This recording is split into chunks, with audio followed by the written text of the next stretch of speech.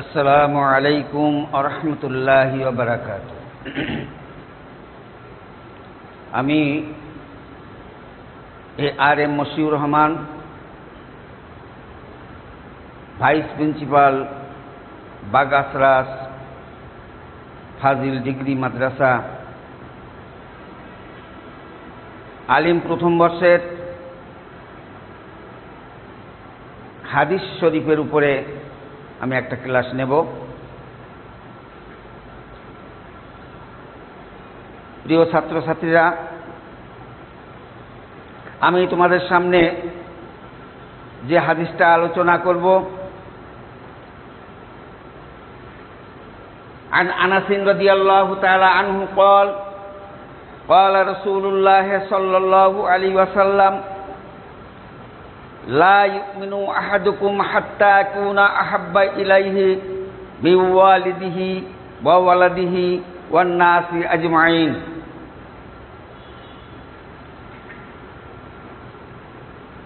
এটা হচ্ছে আল হাদিস। আমি প্রথমে এই হাদিসটা কি এটা তোমাদের আমি বোঝাবো। হাদিস শরীফ হচ্ছে ওহিয়ে গায়রে মাতলু,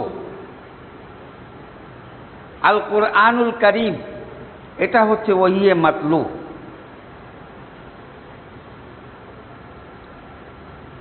ওহিয়ে মাতলু যেটা আল্লাহ পাক রব্বুল আলামিন জিবরিল মারফত হুজুর আকরাম সাল্লাল্লাহু আলাইহি ওয়াসাল্লাম ওনার উপরে বার্তা নিয়ে আসতেন জিবরিল আমিন, যেটা হুজুরের সামনে বয়ান করতেন। হুজুর আকরাম সাল্লাল্লাহু আলাইহি ওয়াসাল্লাম হুবহু সেটাই মুখস্থ করে নিতেন। এটাই হচ্ছে আল কোরআন।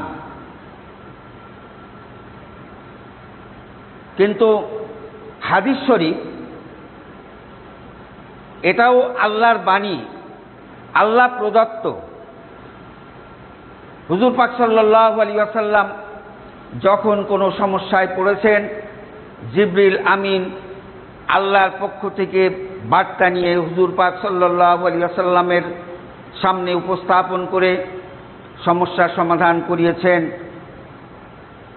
কিন্তু কোরআন এবং হাদিসের মধ্যে পার্থক্য হচ্ছে এই যে জিবরিল আমিন যেটা হুজুর পাক সাল্লাল্লাহু আলাইহি ওয়াসাল্লামকে অবগত করিয়েছেন, এটা মাফহুমটা ঠিক রেখে নিজস্ব ভাষায় আরবিতে সেটা বর্ণনা করেছেন। এটাই হচ্ছে হাদিস। কিন্তু আল কোরআন হুবহু জিবরিল আমিন যেমনভাবে হুজুর পাক সাল্লাল্লাহু আলাইহি ওয়াসাল্লামকে শিখাইছেন, ঠিক বেগাইরে তাগাইয়ের ও তাবাদ্দুল অর্থাৎ পরিবর্তন ব্যতীত জিবরিল আমিন যেটাই বয়ান করেছেন ঠিক সেটাই বর্ণনা করেছেন। এটাই হচ্ছে আল কোরআন। সুতরাং যেটা ওহিয়ে গায়রে মাতলু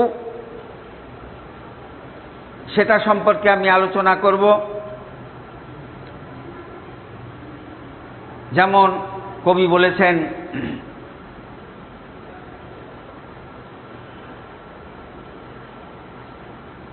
তো যা হোক, এখানে হাদিসটার অর্থ আমি বলে দিই।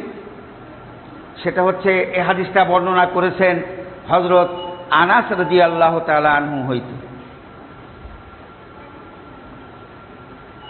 তিনি বর্ণনা করছেন হুজুর আকরাম সাল্লাল্লাহু আলাইহি ওয়াসাল্লাম ইরশাদ করেন, লা ইউমিনু আহাদুকুম, তোমরা অত সময় পর্যন্ত কামেলে মুমিন হতে পারবে না, হাত্তা আকুনা আহাব্বা ইলাইহি মিন ওয়ালিদিহি ওয়া ওয়ালাদিহি ওয়ান নাসি আজমাইন, যত সময় আমি তোমাদের নিকটে তোমাদের মাতা পিতা, তোমাদের সন্তান সন্ততি, তোমাদের আত্মীয় স্বজন সমস্ত কিছুকে উপেক্ষা করে আমি জনাবে মুহাম্মদ রাসূলুল্লাহ সাল্লাল্লাহু আলাইহি ওয়াসাল্লাম তোমাদের কাছে বেশি মহব্বতপূর্ণ না হব, তত সময় পর্যন্ত তোমরা কামেলে মুমিন হতে পারবে না।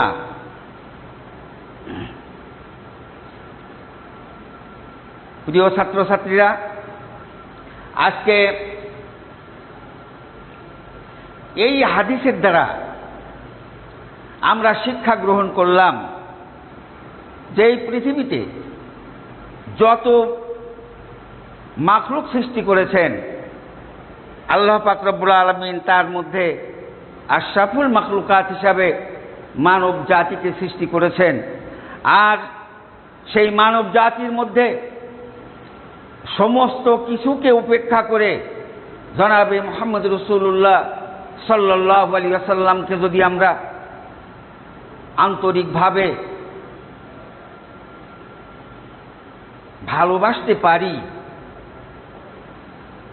অর্থাৎ হুজুর পাক সাল্লাল্লাহু আলাইহি ওয়াসাল্লামের সুন্নত বা আদর্শকে আমাদের বাস্তব জীবনে প্রতিফলিত করতে পারি, বাস্তব জীবনে আমল করতে পারি, তাহলে আমরা নাজাত পাব। কাল কিয়ামতের ময়দানে রসুলের শাফাত ছাড়া কোনো ব্যক্তি রেহাই পাবে না, কোনো ব্যক্তি জাহান্নামের আগুন থেকে পরিত্রাণ পাবে না।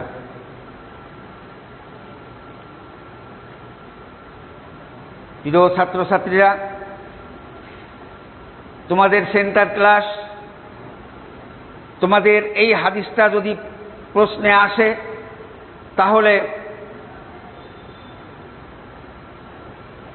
তোমাদের ক্রিটিক্যালের মধ্যে আসবে কম কিসমান লিল মহব্বত, মহব্বত কয় প্রকার ও কি কি বিস্তারিত আলোচনা করো। তাহলে হাদিসের পরিভাষায় মহব্বতকে 3 ভাগে ভাগ করা হয়েছে।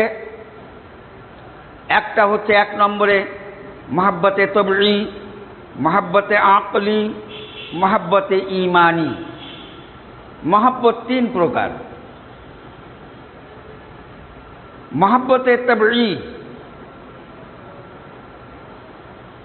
স্বভাবগত ভালোবাসা, প্রকৃতিগত ভালোবাসা।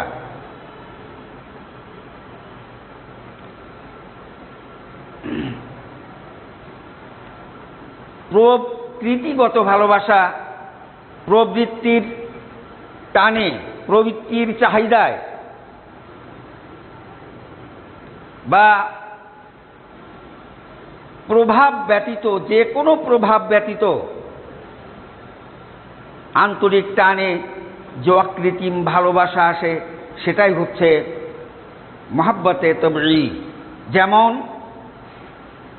সন্তানের প্রতি মাতা পিতা যে ভালোবাসে, এ ভালোবাসা কারো প্রভাবে এই সন্তানকে ভালোবাসে না। এটা হচ্ছে আল্লাহ প্রদত্ত।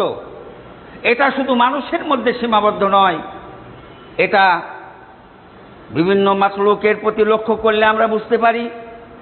যেমন আমাদের প্রত্যেকের বাড়িতে মুরগি আছে, কেমন আছে না? বিশেষ করে যারা পল্লী গ্রামে বাস করি, প্রত্যেকের বাড়িতে মুরগি আছে। একটা মা মুরগি যদি 15 কি 20টা বাচ্চা লালন পালন করে, তা যদি কোনো মাছাল বা চিল সামনে এসে যায় বা উপরে ঘুরে বেড়ায়, ওই মা এমন একটা সংকেত দেবে যে সংকেত দ্বারা সমস্ত বাচ্চাগুলো মায়ের বুকের মধ্যে এসে যায়। তাহলে এই যে সন্তানের প্রতি ভালোবাসা, যে আমি বেঁচে থাকতে তোমরা কেউ আমার বাচ্চার পরে হস্তক্ষেপ করতে পারবে না, এই যে মায়ের ভালোবাসা এই বাচ্চাদের প্রতি, এটাই হচ্ছে মহব্বতে তবঈ। 2 নম্বর হচ্ছে মহব্বতে আকলি, গুণগত ভালোবাসা। প্রকৃতির চাহিদা উপেক্ষা করে গুণ ও বুদ্ধিমাত্রা বিবেচনা করে যে ভালোবাসা আসে সেইটাই হচ্ছে মহব্বতে আকলি, জ্ঞানগত ভালোবাসা। প্রিয় ছাত্রছাত্রীরা, ঔষধ খুব মিষ্টি না তিতো। অনেক ঔষধ, যেমন হার্বাল কোম্পানির যে কোনো ঔষধ আমরা যদি সেবন করি, সাধনা ঔষধালয় যে কোনো ঔষধ যদি আমরা সেবন করি, আমরা এমনইভাবে নাক টিপিয়ে তারপরে খেতে হয়, এমন দুর্গন্ধ। তাহলে এমন দুর্গন্ধ বা তিক্ত এই যে ঔষধগুলো আমরা সেবন করি, এটা কিসের কারণে করি? যের মধ্যে গুণ আছে, যে গুণের কারণে এই তিক্ত বা দুর্গন্ধ ঔষধ আমরা সেবন করি, এই ঔষধকে আমরা ভালোবাসি। এই ভালোবাসাটা হচ্ছে মহাব্বতে আকলি। যেমন উস্তাদ মাশায়েখ, তাদেরকে আমরা শ্রদ্ধা করি, ভালোবাসি। কিসের কারণে? গুণের কারণে। তাদের মধ্যে গুণ আছে, এই গুণের কারণে তাদেরকে আমরা ভালোবাসি। মহাব্বতে ঈমানি, মহাব্বতে ঈমানি এমন একটা ভালোবাসা, ঈমানের দাবিতে যে ভালোবাসা হয়, এটাই হচ্ছে মহাব্বতে ঈমানি। যেমন আল্লাহ পাক রব্বুল আলামিন, তার রসুল, সাহাবায়ে কেরাম রাদিয়াল্লাহু তাআলা আলাইহিম আজমাইন, তাবিঈন বা উলামা মাশায়েখ, বিভিন্ন ব্যক্তিবর্গ যারা আছেন, তাদেরকে আমরা ভালোবাসি। এই ভালোবাসাটা হচ্ছে ঈমান ভিত্তিক ভালোবাসা। সুতরাং এই মহাব্বত 3 প্রকার, যেটা আমি তোমাদের সামনে উপস্থাপন করলাম। আন্ডারস্ট্যান্ড? তোমরা পুরোপুরিভাবে এটা বুঝতে পেরেছ? যদি তোমাদের পরীক্ষায় আসে, তাহলে আমি যেভাবে আলোচনা করলাম, যদি তোমরা বই নাও পড়ো, আজকে এই ক্লাসের মাধ্যমে তোমরা পরীক্ষায় সুন্দরভাবে উত্তরপত্র প্রদান করতে পারবে ইনশাল্লাহ। প্রিয় ছাত্রছাত্রীরা আমার, আমি তোমাদের সামনে আমি কিছু গ্রামার আলোচনা করতে চাই, যেটা কিন্তু একজন আলেমের মৌলিক গুণ। যে গুণগুলো না থাকলে একজন যে প্রকৃত আলেম, এটা প্রকাশ পাবে না। সুতরাং আরবি এমন একটা ভাষা, যে ভাষা বিশেষ করে হাদিস শরীফ, এই হাদিস শরীফে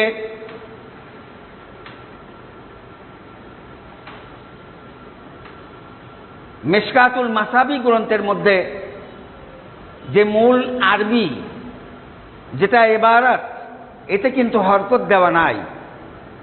প্রিয় ছাত্রছাত্রীরা আমার, আজকে তোমাদেরকে গ্রামার শিখে, এই গ্রামারের মাধ্যমে এই হরকত প্রদান তোমাদের করতে হবে। একজন ব্যক্তি ভালো আলেম, তার পরিচয় কিন্তু এই আরবি গ্রামার। এই গ্রামার যদি তোমাদের না থাকে, তাহলে এই হরকত দিতেও পারবে না, কোরআন এবং হাদিস সুন্দরভাবে তোমরা বুঝতে পারবে না। আজকে এই সময়ে যদি তোমরা এই আরবি গ্রামারকে উপেক্ষা করে দুনিয়াবি বা পাশ্চাত্য শিক্ষার প্রতি আকৃষ্ট হয়ে সবাই বেরিয়ে যাও,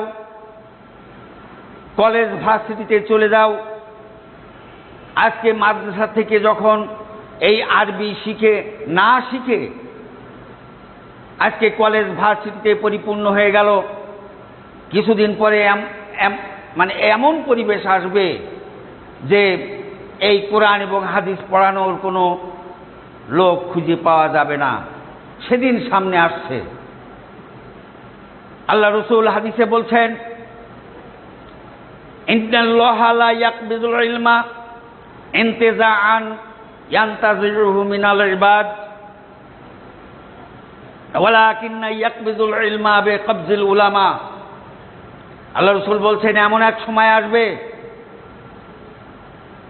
যে সময় আল্লাহ পাক রব্বুল আলামিন এই এলেমটাকে সলব করে নেবেন, এই দুনিয়া থেকে এলেমটা উঠায় নেবেন, যতদিন পর্যন্ত কোনো আলেম এই পৃথিবীতে বিদ্যমান থাকবে, একজন আলেমও বিদ্যমান থাকা অবস্থায় আল্লাহ পাক রব্বুল আলামিন এই এলেমটাকে সলব করবেন না। সুতরাং